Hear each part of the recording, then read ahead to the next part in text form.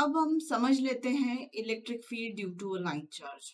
तो उसके लिए पूरा ये एक्सप्लेनेशन और कुछ अजम्पशंस के साथ मैं स्टार्ट कर रही हूँ। अजम्पशंस हमारे ये है कि infinite length of line charge हम कंसिडर करके चल रहे हैं, क्योंकि इलेक्ट्रिक फील्ड हम निकालना चाहते हैं infinite length of line charge की वजह से, जिसकी लेंथ इनफाइनाइट है। अब पहला एजम्पशन क्या कर रही हूँ मैं कि वो जो इनफाइनाइट लेंथ का लाइन चार्ज है उसको मैं जेड एक्सिस के अलोंग एज्यूम करके चल रही हूँ। तो ये जो पिंक बार दिख रहा है ये माइनस जेड तक एक्सटेंडेड है और प्लस जेड तक भी एक्सटेंडेड है। तो ये पूरा जेड एक्सिस के अलोंग इसको प्लेस किया हुआ है। अब ये जो जेड एक्सिस के अलोंग इसको प्लेस किया है तो मैं सिलेंड्रिकल कोऑर्डिनेट सिस्टम यूज कर सकती हूँ, क्योंकि सिलेंड्रिकल कोऑर्डिनेट सिस्टम की फ्रेम जैसे होती with respect to x y z, तो वैसा ही हमने जेड एक्सिस के अलोंग अगर लाइन चार्ज को ले लिया है तो मैं इसके चारों तरफ के पॉइंट्स को डिफाइन करने के लिए सिलेंड्रिकल कोऑर्डिनेट सिस्टम यूटिलाइज कर सकती हूँ। तो वो मेरा सेकेंड पॉइंट हो गया with respect to first one.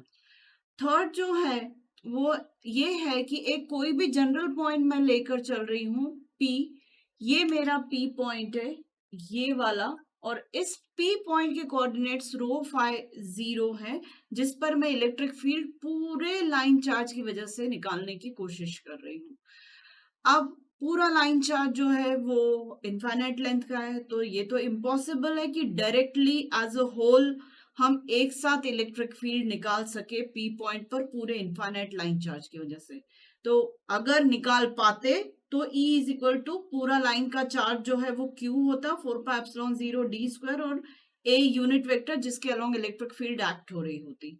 तो अब ये तो हम as a whole find out कर ही नहीं सकते, इलेक्ट्रिक फील्ड पूरी की पूरी पूरे लाइन चार्ज की वजह से P पॉइंट पर नहीं निकल सकती। तो फिर अब क्या करें, इसके लिए हम ये फाइंड आउट करेंगे कि इस लाइन चार्ज की डेंसिटी क्या है। तो सपोज इस लाइन चार्ज की डेंसिटी रो एल है, जिसको मैं dq अपॉन dl से डिफाइन कर सकती हूँ। dl मतलब ये छोटा सा लेंथ, ये छोटा सा लेंथ जो कि एक पॉइंट, ये डिफरेंशियल लेंथ है जिसको मैं पॉइंट जैसा भी ले सकती हूँ। डिफरेंशियल लेंथ इतनी छोटी है कि वो मेरे लिए पॉइंट के बराबर है। उस पर कितना चार्ज प्लेस्ड है डी क्यू, और पूरे इनफाइनाइट लाइन चार्ज पर कितना चार्ज प्लेस्ड है क्यू चार्ज है। तो ये छोटे से डिफरेंशियल लेंथ जिसको मैं पॉइंट जैसा कंसिडर कर सकती हूँ डीएल, उस पर चार्ज कितना डी क्यू। तो royal naturally dq upon dl तो है ही, तो मैं dq चार्ज ऐसे पता कर सकती हूँ रोयल इंटू dl करके। ठीक है, अब सबसे पहले मैं इस पॉइंट चार्ज, मतलब ये लेंथ बहुत छोटी है तो dq मेरे लिए पॉइंट चार्ज हो गया। पॉइंट चार्ज की वजह से मैं पहले p पॉइंट पर इलेक्ट्रिक फील्ड निकालने की कोशिश करती हूँ। तो dq चार्ज की वजह से P पॉइंट पर इलेक्ट्रिक फील्ड कितनी है होगी डीई, डिफरेंशियल इलेक्ट्रिक फील्ड ही होगी ना, डिफरेंशियल चार्ज की वजह से डिफरेंशियल इलेक्ट्रिक फील्ड होगी तो डीई होगा। तो डीई को मैं जो इलेक्ट्रिक फील्ड का जो फॉर्मूला मुझे मालूम है या डेफिनेशन जो मालूम है उसके अकॉर्डिंग डी क्यू अपॉन 4πε0 तो होता ही है, और distance between the point charge and the point at which we want to know electric field, वो डिस्टेंस मैं कितना लेकर चल रही हूँ आर वेक्टर, और इसकी लेंथ में आर ही लेकर चल, तो आर स्क्वायर हो जाएगा। और एक्टिंग जो होगी इलेक्ट्रिक फील्ड की, जो इलेक्ट्रिक फील्ड एक्ट होगी वो dq को p से ज्वाइन करने वाली लाइन के अलोंग ही होगा, मतलब r के अलोंग ही होगा। तो इस पर एक्ट होने वाले यूनिट वेक्टर को मैं ar नाम दे रही हूँ। तो ये ar यूनिट वेक्टर है, मतलब पूरे लाइन चार्ज की वजह से इलेक्ट्रिक फील्ड एक साथ नहीं निकाल रहे हैं हम, उसके लाइन चार्ज डेंसिटी को कंसिडर करके हम छोटे से डिफरेंशियल लेंथ पर जो कि dq चार्ज कैरी किए हुए है उसको पॉइंट चार्ज जैसा कंसिडर करके उसकी वजह से पहले हम p पर इलेक्ट्रिक फील्ड निकाल लेते हैं, उसके बाद हम आगे परस्यू करेंगे, पूरा इलेक्ट्रिक फील्ड का एक्सप्रेशन निकलेगा पूरे लाइन चार्ज की वजह से। अब ये इलेक्ट्रिक फील्ड जैसा बताया कि dq के कारण है P पॉइंट पर अभी मैं आप लोगों को पहले कोऑर्डिनेट समझा देती हूँ कि dq के कोऑर्डिनेट्स क्या हैं, P के कोऑर्डिनेट्स क्या हैं, पहले ये समझा देती हूँ, तब हम ये डेरिवेशन को समझ पाएंगे।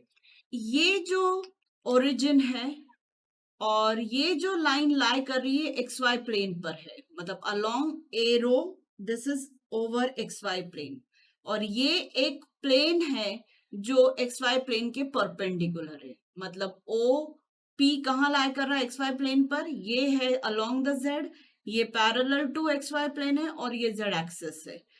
तो ये जो एक प्लेन है जो 90 डिग्री पर है एक्स वाई प्लेन के, ये पॉजिटिव एक्स एक्सिस के साथ कितना एंगल बना रहा है, फाई। तो इस प्लेन पर लाई करने वाले हर पॉइंट का सेकंड कोऑर्डिनेट फाई कोऑर्डिनेट होगा। ठीक, अब मैं P के कोऑर्डिनेट समझ लूं तो P सिलेंड्रिकल कोऑर्डिनेट सिस्टम में P जो है ओरिजिन से कितने डिस्टेंस पर है, रो डिस्टेंस पर है। मतलब ये जो डायमेंशन है प्लेन का, इसका ये डायमेंशन रो लेंथ का है। तो P पॉइंट का पहला कोऑर्डिनेट रो हो जाएगा, सेकेंड कोऑर्डिनेट फाई होगा, जैसा अभी मैंने बताया, क्योंकि ये प्लेन एक्स वाई प्लेन के साथ एक्स एक्सिस के साथ कितना एंगल बना रहा है, फाई एंगल बना रहा है, तो इसका सेकेंड कोऑर्डिनेट भी कितना होगा, फाई। और ये पी पॉइंट लाई कर रहा है एक्स वाई प्लेन पर, तो इसका जेड कोऑर्डिनेट कितना होगा, 0। सिमिलरली अब मैं डी क्यू के कोऑर्डिनेट्स को समझ लेती हूँ। तो डी क्यू पॉइंट जो है या चार्ज जो है वो कहाँ लाई कर रहा है, जेड एक्सिस पर, तो उसका रो 0 होगा। इसका सेकंड कोऑर्डिनेट कितना होगा, फाई, क्योंकि ये अभी किस प्लेन पर लाई करता हुआ हम ले रहे हैं, जो पॉजिटिव एक्स एक्सिस के साथ फाई एंगल बना रहे थे। इसका सेकंड डायमेंशन या सेकंड कोऑर्डिनेट इस सिलेंड्रिकल कोऑर्डिनेट सिस्टम के हिसाब से फाई होगा। और ये ओरिजिन से कितनी हाइट पर या एक्स वाई प्लेन के ऊपर कितना है, जेड, तो इसका जो कोऑर्डिनेट होंगे 0 फाई जेड होंगे।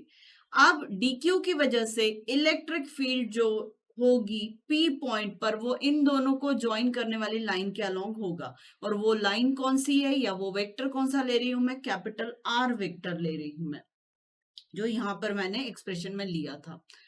तो इलेक्ट्रिक फील्ड की डायरेक्शन, ये पॉजिटिव चार्ज है क्योंकि हम मानकर चल रहे हैं कि इनफाइनाइट लाइन चार्ज पर कैसा चार्ज इंपार्टेड है, प्लस क्यू। तो डी क्यू भी कैसा है, पॉजिटिव। तो इलेक्ट्रिक फील्ड की डायरेक्शन कैसी होगी, टूवर्ड्स पी होगी या away from the positive charge, D Q से अवे होगी टूवर्ड्स पी। ठीक है, अब ये जब हम देख ले रहे हैं कि इलेक्ट्रिक फील्ड की डायरेक्शन जो होगी वो dq2 टूवर्ड्स p पॉइंट होगी, तो अब मैं इसके एक्सप्रेशन को और ज्यादा समझने की कोशिश करती हूँ, डीई के एक्सप्रेशन को, डी का एक्सप्रेशन dq है, 4 पाई एप्सिलॉन 0 डिनोमिनेटर में है, और ar यूनिट वेक्टर में बना रही हूँ इसके कोऑर्डिनेट से इसके कोऑर्डिनेट को सबट्रैक्ट करके, क्योंकि r डायरेक्टेड टुवर्ड्स p है, स्टार्टिंग फ्रॉम dq है, तो p के कोऑर्डिनेट में से dq के कोऑर्डिनेट को सबट्रैक्ट करेंगे।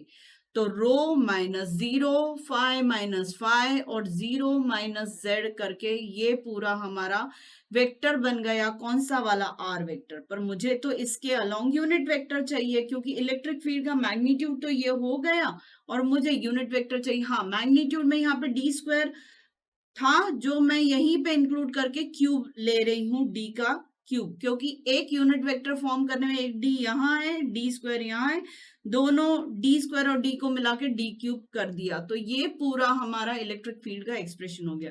इसे और स्क्वीज कर देते हैं, डी क्यू की जगह मैं रख सकती हूँ rho l d l as per the line charge density. तो डी क्यू की जगह हमने रो एल डी एल रखा, 4 पाई एप्सिलॉन 0 है ही, रो ए रो ये है, ये 0 टर्म है, माइनस जेड ए जेड ये आ गया, और डिवीजन में under root rho square plus Z square का क्यूब हो जाएगा। अब इस पूरे एक्सप्रेशन को देखकर समझ में आ रहा है कि डीई के दो कंपोनेंट्स है, एक रो डायरेक्शन में और एक जेड डायरेक्शन में।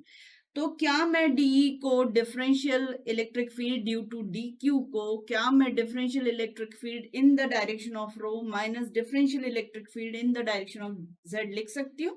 Yes, I can write it. पर ये एक्सप्रेशन है डी क्यू की वजह से। अब हमें मालूम है कि ये लाइन चार्ज पूरे जेड एक्सिस पर इनफाइनाइट लेंथ का सिमेट्रिकली प्लेस्ड है, तो जो जेड हाइट पर मुझे प्लस डी क्यू मिल रहा है, सिमिलरली मुझे एक D Q Z height depth में मुझे नीचे बिलो एक्स वाई प्लेन भी मिलेगा। ठीक है, देखते हैं, अभी मैं जो बोल रही हूँ उसको और मैं स्पेसिफाई करके बात करूंगी। डीई रो एरो को मैं ऐसे भी लिख सकती हूँ, ये मैग्नीट्यूड हो गया और डायरेक्शन ये होगी, इसको भी मैं मैग्नीट्यूड और डायरेक्शन में लिख सकती हूँ। अब मैं फाइंड करना चाहती हूँ पूरे लाइन चार्ज की वजह से टोटल इलेक्ट्रिक फील्ड। अभी तक यहाँ तक बात हो रही थी ये इलेक्ट्रिक फील्ड सिर्फ डी क्यू की वजह से है, अभी मैंने पूरे लाइन चार्ज की लेंथ को कंसिडर नहीं किया है। तो अब हम पूरे लाइन चार्ज की वजह से ई इलेक्ट्रिक फील्ड अगर निकालना चाहें तो मुझे डीई का इसका इंटीग्रेशन करना पड़ेगा over the length minus Z, मतलब minus infinity to plus infinity में। ठीक है, देखते हैं आगे। इसका भी इंटीग्रेशन लिख लिया, इसका भी इंटीग्रेशन लिख लिया। अब हो क्या रहा है, ओरिजिन के ऊपर जितने भी लाइन चार्जेस, मतलब जो भी पॉइंट चार्जेस है, उन पॉइंट चार्जेस की वजह से पी पर जो इलेक्ट्रिक फील्ड आ रही है उसकी डायरेक्शन अलोंग द आर है, जैसा मैंने समझाया। और एक डायरेक्शन जो है, अगर इस डी आर के along, no not d r, a r के अलोंग अगर डीई को मैं स्प्लिट अप करने जा रही हूँ, तो यहाँ एक्सप्रेशन में मुझे दिख रहा है कि एक एरो डायरेक्शन में और एक माइनस जेड डायरेक्शन में जा रहा है। तो इलेक्ट्रिक फील्ड का एक कंपोनेंट अलोंग द एरो है और दूसरा कंपोनेंट माइनस ए जेड में। तो जब मैं यहाँ पर dq कंसिडर करूंगी, नीचे डेप्थ में z डेप्थ पर एक dq कंसिडर करूंगी, तो उसकी वजह से p पॉइंट पर मुझे जो इलेक्ट्रिक फील्ड मिलेगी वो एक एरो डायरेक्शन की इलेक्ट्रिक फील्ड मिलेगी इक्वल, और दूसरी मिलेगी प्लस z डायरेक्शन में इलेक्ट्रिक फील्ड। मतलब प्लस dq जो प्लस z हाइट पर है उसकी वजह से इलेक्ट्रिक फील्ड माइनस z में मिल रही है, और सिमेट्रिकली dq एक लाई कर रहा है माइनस z डेप्थ पर, तो उसकी वजह से इलेक्ट्रिक फील्ड मिलेगी वो डायरेक्ट करेगी प्लस z में।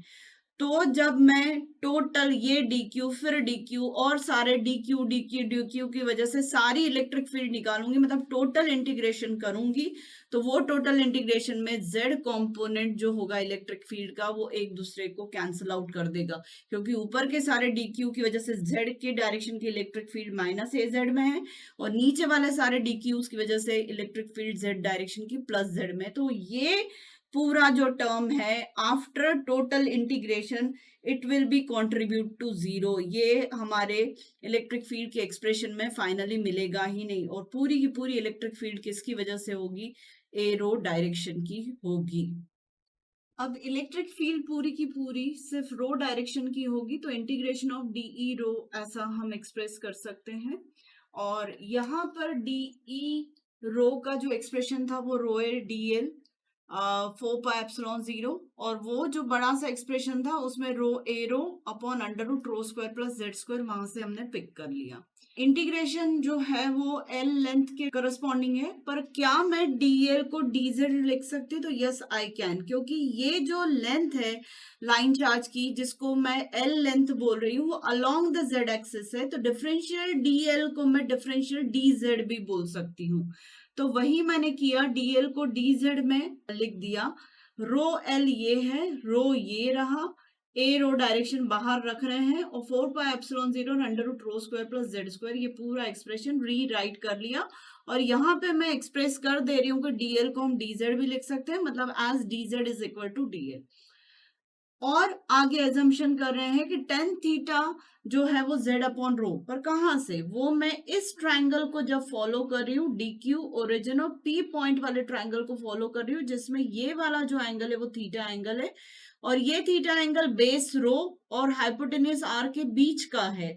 तो इस ट्रायंगल के लिए मैं टेन थीटा डिफाइन करूं तो परपेंडिकुलर अपॉन बेस होगा, मतलब z अपॉन रो होगा। z निकालना चाहूं तो रो इंटू टेन थीटा होगा, और z से अगर डिफरेंशिएट करके dz निकाल रहे हैं तो वो आ जाएगा rho sec square theta D theta, ये बन जाएगा।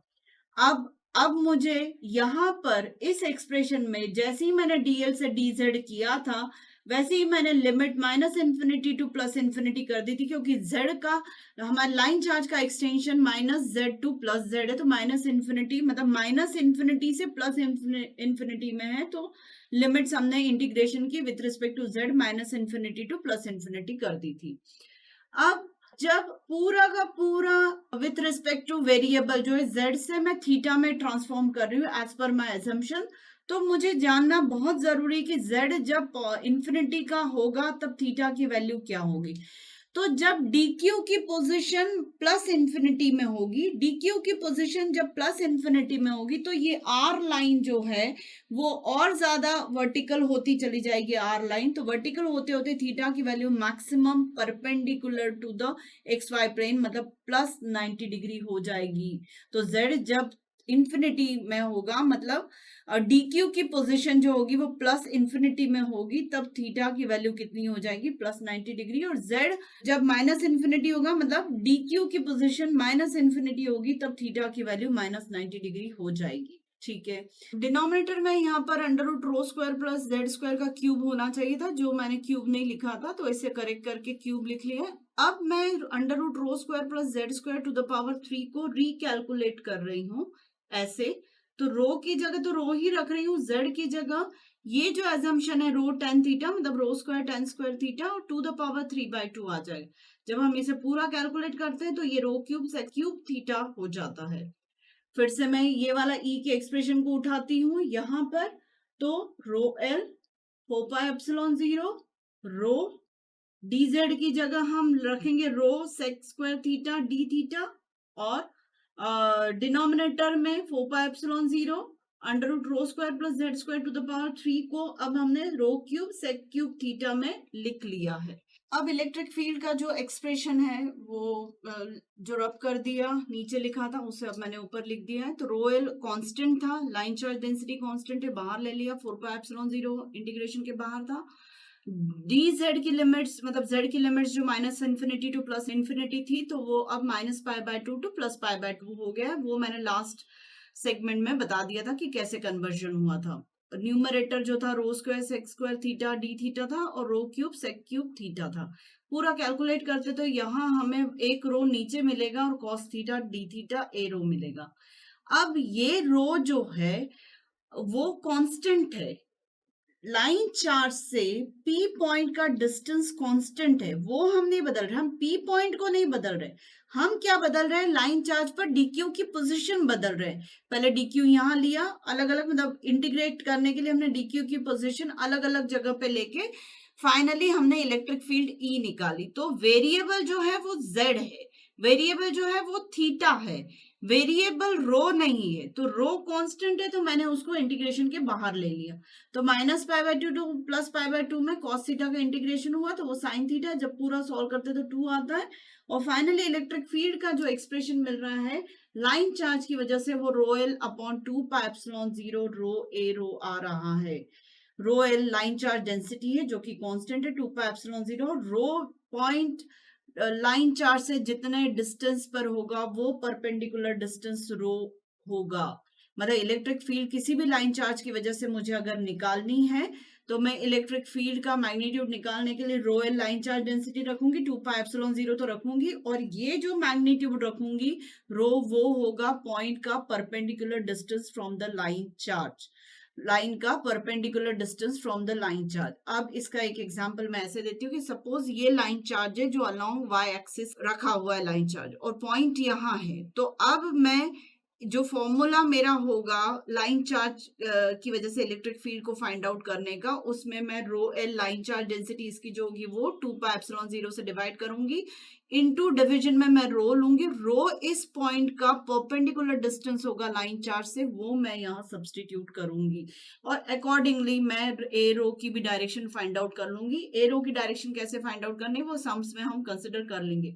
अभी मुझे बहुत जरूरी था आप लोगों को रो समझाना कि लाइन चार्ज से पॉइंट का जो परपेंडिकुलर डिस्टेंस होता है वो ये रो होता है।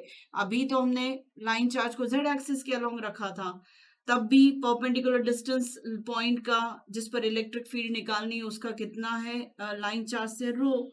लाइन चार्ज जेड पे ना रखा हो कहीं और रखा हो तब भी पॉइंट जिस पर इलेक्ट्रिक फील्ड निकालनी है उस पॉइंट का परपेंडिकुलर डिस्टेंस हम ले लेंगे लाइन चार्ज से, तो वो हम यहाँ सब्स्टिट्यूट करेंगे, इलेक्ट्रिक फील्ड का मैग्नीट्यूड पता कर लेंगे।